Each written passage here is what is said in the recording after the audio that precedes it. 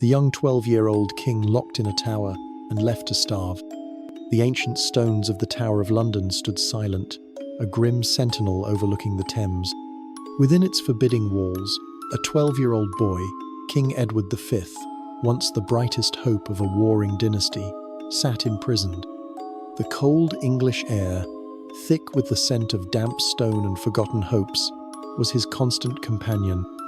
He was a monarch, anointed and proclaimed, yet stripped of crown, court, and freedom, vanishing into the chilling depths of history. In the next few minutes, you're going to discover the horrifying truth about this child king, a victim of his own royal blood, whose tragic disappearance remains one of history's most enduring and chilling mysterious evidence that subsequent regimes tried to bury, rewrite, or simply ignore, preferring narratives of stability over the raw, brutal truth of usurpation. But here's what makes this even more disturbing. This wasn't some barbaric ancient practice from distant lands. This was London. This was the very heart of the English monarchy. This was the brutal aftermath of a dynastic struggle, and what I'm about to reveal will completely shatter your understanding of how ambition, treachery, and silence can consume even a crowned head. April 9, 1483, the sudden death of King Edward IV plunged England into a perilous succession crisis. The young Edward V, barely a teenager, was proclaimed king. Imagine the scene: a 12-year-old boy, fresh from the quiet security of Ludlow Castle, suddenly thrust onto the grand, perilous stage of Westminster. He was no longer just a prince. He was a monarch, inheriting a kingdom still reeling from decades of civil wars of the roses. Nobles, their faces a complex mosaic of feigned loyalty and calculating ambition, knelt before him, not out of true devotion, but out of a desperate, self-serving hope to secure their own positions. In the royal chambers, his distraught mother, Queen Elizabeth Woodville, grappled with overwhelming grief for her deceased husband and a burgeoning icy fear for her children. Knowing the extreme fragility of a child's reign in such turbulent times, every whisper, every glance, every hurried meeting among the courtiers seemed to scream of imminent danger. The powerful factions within the royal family exchanged tense glances. The old king was gone, and the throne was suddenly vulnerable, ripe for the taking. They had a child king, and from his first day on the throne, he wasn't a true ruler with agency and power. He was merely a symbol, a precious, living pawn in a deadly game where the stakes were life, death, and the very future of England. Think about that for a moment. While your biggest worry at 12 might have been learning your lessons or playing with friends, Edward was burdened with the immense, suffocating weight of a kingdom, surrounded not by trusted mentors, but by predatory adults, each vying for a piece of the power he embodied. His lessons weren't just in Latin or chivalry, they were in political survival, in discerning friend from foe, in understanding the unspoken threats lurking in every shadow. His future wasn't about growing into manhood, it was about navigating a viper's nest of ambition, treachery, and mortal danger. But to truly understand how a proclaimed king ended up vanishing without a trace, we need to expose the rotting core of the royal court's power struggles during this brutal, unforgiving era. Edward V, born in 1470 during his father's temporary exile, hadn't always been so precariously positioned. As the eldest son of Edward IV, he was the undisputed heir, raised in the relative safety and scholarly environment of Ludlow Castle. Where others might have seen a rightful natural succession, his ambitious uncle Richard, Duke of Gloucester, saw an unparalleled opportunity. Gloucester, a formidable military commander and a man of intense, unyielding ambition, harbored a deep resentment for the influence of the Queen's family, the Woodvilles, whom he viewed as upstarts. Every moment of the young king's vulnerability, every perceived weakness, meant more power Gloucester could seize, more control he could hoard, more rivals he could eliminate from his path to the throne. Wait, it gets worse. The contemporary chroniclers, often writing under strict patronage, struggled to accurately portray the unfolding events. While they initially hailed Edward's ascension, the narrative quickly shifted as Gloucester tightened his insidious grip. They hinted at plots and cabals orchestrated by the Woodvilles, justifying Gloucester's increasingly aggressive actions. This was the chilling environment in which young Edward found himself, a throne coveted by his most powerful blood relative, a power vacuum ripe for exploitation, and an uncle whose sworn loyalty was rapidly becoming not just suspect, but a thinly veiled deception. This was the brutal reality of a child king in a kingdom where might made right, where blood ties were secondary to the insatiable hunger for the crown.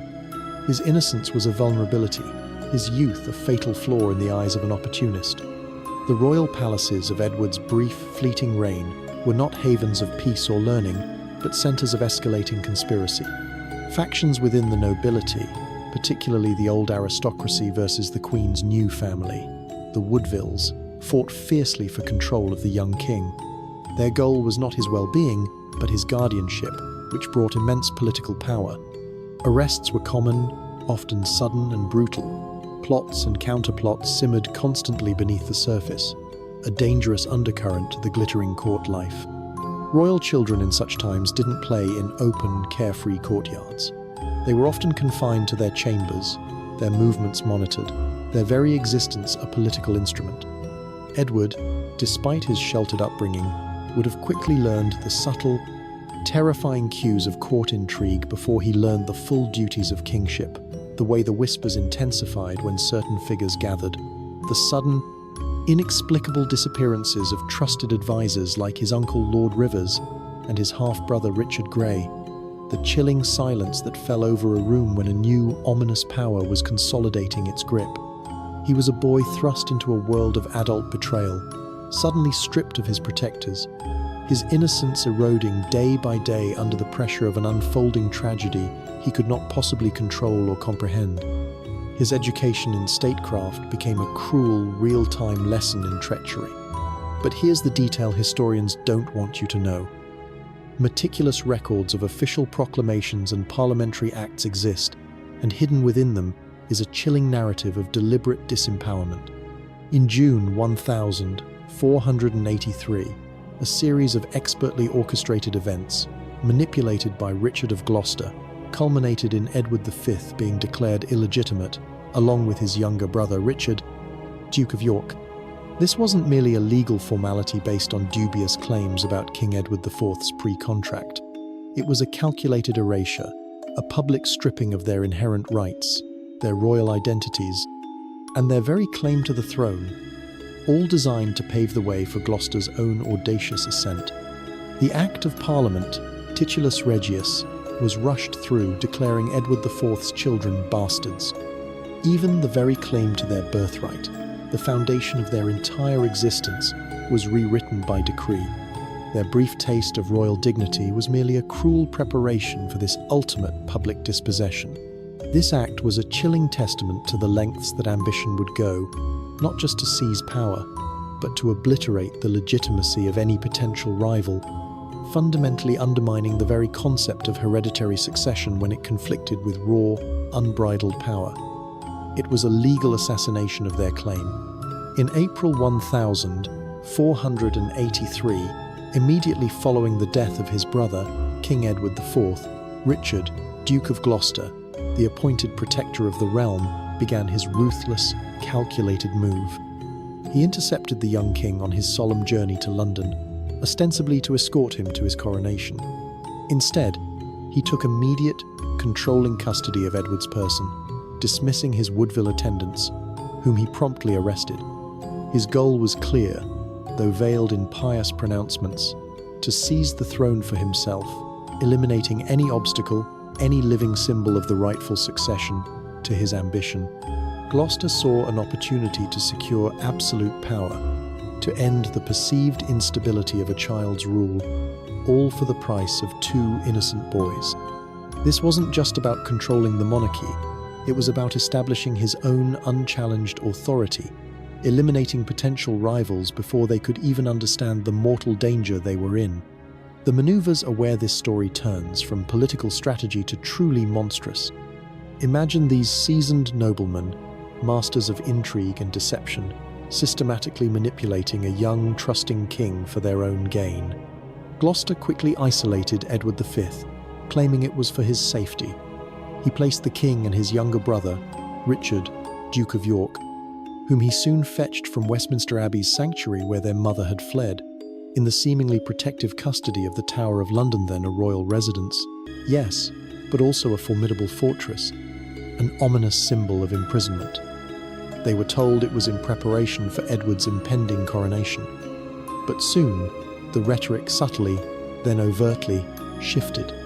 Influential figures loyal to Gloucester began to preach sermons publicly, questioning Edward IV's marriage, implying the children were illegitimate. Petitions, seemingly from the populace but almost certainly fabricated or coerced by Gloucester's agents, were presented, publicly urging Gloucester to take the crown himself as the only legitimate heir. They were talking about the systematic dismantling of a child's reign, a public, state-sanctioned, royally engineered dispossession, executed with cynical precision. Every step was deliberate, every word a poisoned arrow aimed at the children's claim. The final betrayal was struck in June 1483. Richard, Duke of Gloucester, despite his solemn oath of loyalty to his dying brother and his initial role as protector, succumbed to his ambition. He usurped the throne, proclaiming himself King Richard III. The two boys, Edward V and Richard, Duke of York, were now trapped within the tower, no longer kings or princes, no longer legitimate heirs, but merely the princes in the tower, their fate sealed by a crown unjustly seized, their innocence obliterated by ruthless political machinations. This was a triumph of audacious ambition and brutal pragmatism over any semblance of justice, morality, or familial bonds. The ramifications of this single act, the deposition and likely murder of a child king, would plunge England into further chaos, deepening the existing wounds of civil war, and setting a bloody precedent for the ruthlessness that would define the final, desperate acts of the Wars of the Roses. The legitimacy of all future reigns would be haunted by the spectre of the missing princes. But they saved the cruelest detail for last. The boys were not openly executed or put to public trial, which would have risked public sympathy and potential uprisings. Instead, they were simply removed from sight, their disappearance a chilling testament to the power of deliberate silence and strategic invisibility. They were held within the tower, their existence slowly fading from public memory, becoming a whisper, then a legend, then a national trauma. What were their last days like? The right to their freedom, their rightful inheritance, their very lives, and even their bodies, were all stripped away. They were consigned to oblivion with a stroke of a quill signing the titulus regius and the turning of a heavy lock on their chamber door. This wasn't just about securing power. It was about eradicating a threat so completely that it left no martyrs, no rallying points for future rebellion. It was about removing any lingering claim that might challenge the usurper's reign. The very concept of justice, of royal sanctity, of familial loyalty, was utterly obliterated in the face of such relentless, all-consuming ambition. When they told Edward V he was moving to the Tower of London, he might have believed it was indeed in preparation for his coronation, as his uncle claimed. He was a boy, clinging to the hope of his future reign, a glimmer of light in the deepening shadows. Can you imagine the bewildered confusion as the preparations for his coronation ground to a halt? The strained, forced smiles of attendants now loyal to his uncle? The endless, agonizing waiting for a ceremony that would never come, replaced by growing unease? He was surrounded by the grim grandeur of the fortress, yet isolated by the sudden, terrifying absence of his trusted circle. His questions might have been simple, about his regalia, his ceremony, perhaps even when he would see his mother and sisters again. The answers, veiled in false promises and dismissive tones, would have ultimately been cruel lies, designed to keep him compliant, to keep him quiet. The new regime, under Richard III, threw itself into consolidating power with ruthless efficiency. While no lavish preparations for the boys themselves occurred, for they were now inconvenient obstacles, not future monarchs the court was consumed by Richard's own grand coronation. Every act, every public appearance, Every decree was designed to legitimize his usurpation, to erase the memory of the young king. The very fabric of the court pulsed with the urgency of a new king, asserting his authority, a stark contrast to the quiet, suffocating confinement of the young prisoners within the tower. No one wrote verses for the innocent children now trapped within the grim fortress. The sheer spectacle of Richard III's coronation served as a powerful display of new royal power, a performance designed to impress and intimidate rather than to celebrate a rightful succession. Every pronouncement, every decree, was a symbol of his worth as a monarch, a position attained at the ultimate cost of his nephew's freedom, their claims, and ultimately, their lives. From June 1483, the Tower of London became the boy's permanent, terrifying home. Edward V, the proclaimed king, and his younger brother Richard, Duke of York, were placed under increasingly strict guard. Contemporary accounts indicate they were initially allowed some limited freedom of movement within the tower's precincts, but this quickly changed. Their loyal attendants were dismissed, replaced by men entirely beholden to Richard III. They were increasingly isolated, their access to the outside world severed, their young lives shrinking to the confines of their chambers. Their desperate mother, Queen Elizabeth Woodville, living in sanctuary at Westminster Abbey, tried frantically to send them provisions and comforting messages, but her efforts were likely thwarted, her pleas unheard by the unforgiving tower walls. Hundreds of nobles across England watched. Ambassadors from across Europe took note, and within the tower, the young boys waited, living symbols of a crown unjustly seized, their very presence a constant, intolerable threat to the new king's insecure hold on power. What happened next is where the chilling silence of history truly takes over. The boys were seen less and less frequently by those outside their immediate, shrinking circle of guards. The last credible sightings of them date to the late summer of 1483, mere months after their incarceration. Their royal lineage, meant to secure their future, instead marked them for oblivion. Two child voices, if they cried out in fear, hunger, or despair, were unheard beyond the thick stone walls of their prison. Their fates were sealed not by a direct order that was ever recorded, but by the cold, calculated ambition of their uncle and the terrifying efficiency of a power that required their eradication. Life within the tower for the princes settled into a terrifying routine of increasing isolation, a slow strangulation of spirit. They were no longer displayed as symbols, they were hidden as inconvenient truths, as living threats to the new regime. Foreign ambassadors quickly ceased commenting on them. Their very existence became a dangerous, forbidden topic for discussion. They were curiosities no longer, but ghosts in waiting, their fading memory a testament to a successful disappearance. Their days would have been strictly monotonous, filled with quiet despair, their only companions perhaps each other, or the loyal few guards who dared to show a flicker of humanity. Their lessons would have ceased, replaced by the grim reality of their confinement. They were taught nothing but the bitter lesson of royal treachery and the unforgiving nature of ultimate power. The physical toll must have been immense as well. Children, especially in confinement, are prone to illness. Did they grow weak? Did they call for their mother? These heartbreaking questions linger in the void of definitive answers. I've got 3 more shocking revelations coming up about how power consumed children in medieval courts, beyond even the dark fate of these princes. But before we continue, if you're finding this hidden history as disturbing as I did when I uncovered it, make sure you're subscribed with notifications on. I release new investigations every week, exposing the dark truths about historical figures. And trust me, Edward V's story is just the beginning of what the history books don't want you to know. No one mentioned their increasing frailty, their probable fear, or their desperate pleas for release. Their attendants, if any loyal ones remained, would have observed their slow decline, their fading hopes, powerless to intervene. The new regime deliberately silenced any murmurs of their existence, cultivating a narrative of absence, as if they had simply ceased to be. Official records became blank, where their names should have been, purged of any reference to their time as king or prince. Any whisper of their welfare, any inquiry into their whereabouts, was considered an act of treason against the new monarch.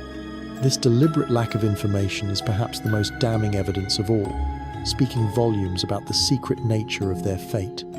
Meanwhile, King Richard III's reign continued, but it was fraught with instability. The shadow of the vanished princes haunted his every move, a silent accusation that no amount of lavish court life or grand pronouncements could dispel. Their disappearance fueled rebellions, undermined his legitimacy, and bred deep suspicion among the very nobles he needed to control. Rumours swirled through England and across Europe. Were they alive? Were they dead? If dead, how? Who was responsible? These questions became a persistent, poisonous thorn in Richard's side, a silent condemnation that no amount of royal decree or punitive action could silence. Their mother, Queen Elizabeth Woodville, undoubtedly lived in agony, her very existence a testament to the missing boys, desperate for news, any news, of her vanished sons. Her grief, a private torment, was a testament to the public horror, a constant reminder of the human cost of the crown. The constant anxiety and uncertainty must have weighed heavily on her until her own death. Then, in late 1483, or early 1484, the last glimmer of their lives faded. There are no definitive records of their deaths, no royal burials, no clear signed orders. They simply vanished into the impenetrable silence of the Tower. The most widely accepted theory, based on circumstantial evidence, contemporary whispers, and later historical analysis, is that they were murdered, likely on the orders of Richard III, though solid, irrefutable proof has never emerged. If they were indeed starved, as some chilling accounts suggest, it was a prolonged, agonizing end, a slow strangulation of life and hope within those cold stone walls, a cruel, drawn-out demise designed to leave no trace. Their bodies, if found at all, were buried in secrecy, denied the proper rites due to royalty, denied even a marked grave. Their young brother, Richard, Duke of York, would also meet his end in that tower, his existence tied tragically to his brother's, both boys swallowed by the machinations of power. This deliberate act of concealment ensured their story would forever be a haunting question, a dark stain on the tapestry of English history. Their disappearance, at such a tender age, highlights the sheer ruthlessness of dynastic politics in an era when blood claims superseded all morality and power was held by any means necessary. The lack of records, the calculated silence, the pervasive rumors, all reveal a desperate attempt to erase their existence and solidify an ill-gotten throne. Their lives were a liability, their deaths a convenience. Even the subsequent discovery of two small skeletons, identified as children of roughly their age, decades later in 1674 under a staircase in the tower, only deepened the mystery, offering a grim, anonymous resting place that spoke volumes about their fate, a silent testament to a horrific truth. These bones, later reinterred in Westminster Abbey by order of Charles II, stand as the most tangible, heartbreaking evidence of their ultimate end. Edward V and his brother, Richard, Duke of York, were murdered, not with a sword or poison in public view, but with usurpation and an impenetrable silence. Not in a day, but across months of systematic imprisonment and chilling erasure. Their childhood was murdered by ambition, their freedom was murdered by treachery, their very existence was murdered by a desperate need for a clear, unchallenged succession. They left behind no progeny, only a haunting question that resonated for centuries, a dark cloud hanging over the English throne. The cycle of power-hungry violence, where children became expendable pawns, continued because that's what cycles do when no one stops them. But we can stop romanticizing them. We can call them what they were: child victims of political ruthlessness, innocent human beings erased for the convenience of power, the utter destruction of purity in the name of a crown. The next time someone tells you about the glory of medieval kings, about the grandeur of the Plantagenets, tell them about the princes in the tower. Tell them about the 12-year-old king who was locked away and left to vanish. Tell them about the silence that swallowed 2 young lives whole, erasing them from the historical record. Tell them about the enduring mystery that speaks volumes of ultimate betrayal. That's the real medieval period. That's the truth behind the castles and crowns. That's the horror we've spent centuries trying to forget, to gloss over, to explain away with pleasant fictions. But Edward V and his brother deserve to be remembered, not just as historical footnotes or subjects of academic debate, but as children who should have been protected and weren't, as boys who should have reigned and were instead imprisoned, as lives extinguished before they truly began, their potential utterly obliterated. Their missing persons report should read, Edward V and Richard, Duke of York, victims of a world that saw children as obstacles to power, whose lives were deemed expendable for a throne. One was 12 years old, a proclaimed king, and nobody saved them. That's the horror that should haunt us, not ghosts or monsters or things that go bump in the night, but the real horror of real people doing unconscionable things and calling it statecraft, calling it necessity. Edward V and his brother, remember their names, remember their story, and remember that the only thing necessary for such evil to flourish is for good people to look away and call it history. The young king who vanished, and the brother who vanished with him, deserve at least that much. If the story of the princes in the tower shocked you, you need to see what happened to other young figures caught in the ruthless grip of royal ambition. I've uncovered more suppressed historical truths. Subscribe for more investigations, and I'll see you in the next one.